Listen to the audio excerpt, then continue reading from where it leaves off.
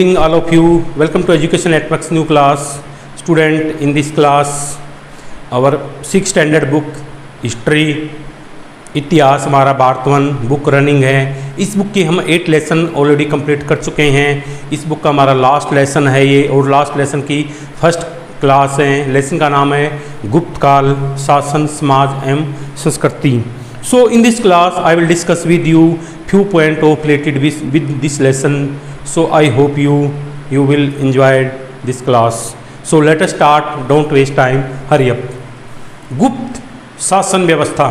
देखो भाई, किसी राजा के बारे में, किसी किंग के बारे में उसके जानने के लिए, उसके बारे में कुछ नॉलेज लेने के लिए उसके शासन प्रबंध यानी राज प्रबंध को जानना आवश्यक है।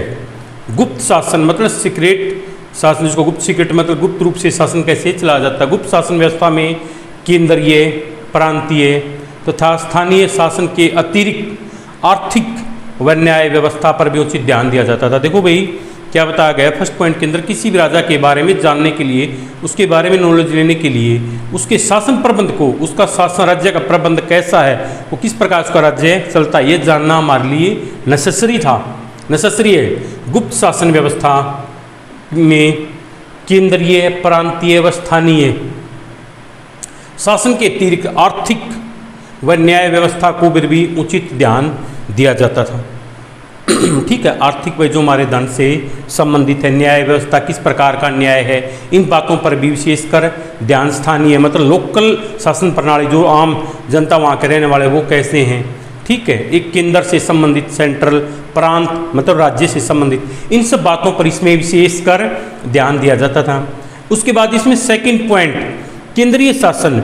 केंद्रीय शासन व्यवस्था क्या होती है, इसमें क्या होता था, राजा। इसमें काल में राजतंत्रीय शासन प्रणाली थी और सारी शक्तियाँ किसके, राजतंत्रीय सारी शक्तियाँ, जो मतलब कौन शक्तियों का प्रयोग करना, किस सैनिकों पर किस तरह के कर लगाना है, उनको किस तरह से प्रजा पर कैसे कर लगाना, अपने सैनिकों से कैसे काम लेना, अपनी प्रजा की भलाई के लिए कैसे कार्य करना, ये सब सारी शक्तियाँ किसके, राजा के हाथ में थी। किस मतलब राज्य के साथ युद्ध करना, किस राज्य के साथ संधि करना, इस तरह की सारी शक्तियाँ किसके, राजा के हाथ में होती थी।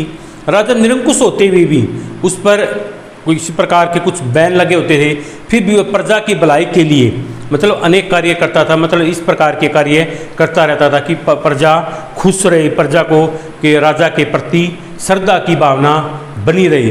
जो राजा है उसकी प्रजा की भलाई के लिए अच्छे अच्छे कार्य करता था, उनको उनके साथ उचित न्याय दिया जाता था। टाइम पर उनको मतलब प्रजा के हित के लिए जो कार्य जिसमें प्रजा अपना हित समझे, इन्हीं कार्यों के कारण प्रजा राजा का विशेष सम्मान करती थी, एक रिस्पेक्ट करती थी। और जिस तरह हम टेंपल के अंदर जाकर अपने गॉड की वर्शिप करते हैं, इसी तरह की जो वहाँ उस शासन व्यवस्था में जो पब्लिक थी, राजा को गॉड समझ के उसकी वर्शिप करती थी, भगवान की तरह उसकी पूजा करती थी। और करीबी क्यों, जब राजा उनकी प्रजा की भलाई के लिए इतने बेटर टाइप के वर्क करता था, इतने अच्छे कार्य करता था, जिससे उसकी इमेज पब्लिक के अंदर एक बेटर इमेज थी, उसकी रिस्पेक्ट थी, उसका स्टेटस था, उसकी आइडेंटिटी थी, किसकी, किंग की, इन फ्रंट ऑफ पब्लिक यानी प्रजा के सामने। Isn't that soul.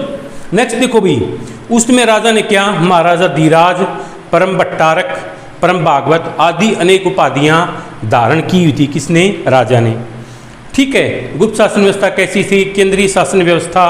तो उस टाइम पर उनके सैनिक प्रबंध, उनका सैनिक प्रबंध कैसा था, राजा प्रधान सेनापति होता था। गुप्त शासकों ने मतलब उस टाइम पे अपनी प्रजा पर पूरा कंट्रोल करो, सैनिक नहीं, जो कुछ उनकी प्रजा की सैनिकों को किस तरह का मतलब किस तरह के जो सैनिकों को ऑर्डर दिए जाते थे, उनको किस में किस राजा के राज्य पर आक्रमण करना है, किस टाइप को शासन व्यवस्था में कैसे कैसे उनको भाई एक ट्रेंड करना, सारी जो शासन व्यवस्था थी, सारी शक्तियाँ किसके, राजा के हाथ में होती थी। राजा ही प्रधान सेनापति, ना कि कोई अलग से सेनापति नियुक्त किया जाता था, राजा ही प्रधान सेनापति होता। और गुप्त राजाओं ने शक्तिशाली सेना तैयार की थी। उन्होंने क्या किया था, एक शक्तिशाली सेना तैयार की हुई थी कि किसी भी राज्य पर आक्रमण करे, उन्हें हार का मुंह ना देखना पड़े, उन्हें जीत हासिल हो और किसी राज्य पर इसे मतलब किस तरह से काबू पाया जा सकता है। इस तरह की मतलब उसने शासन व्यवस्था गुप्त शासकों ने सेना तैयार की हुई थी। इसमें थल सेना जो पैदल चलते हैं, घोड़ों पर, रथों पर, हाथी पर बैठकर जो सेना 4 विभागों में विभाजित थी। कहाँ पर, गुप्त काल में इस तरह की शासन व्यवस्था थी।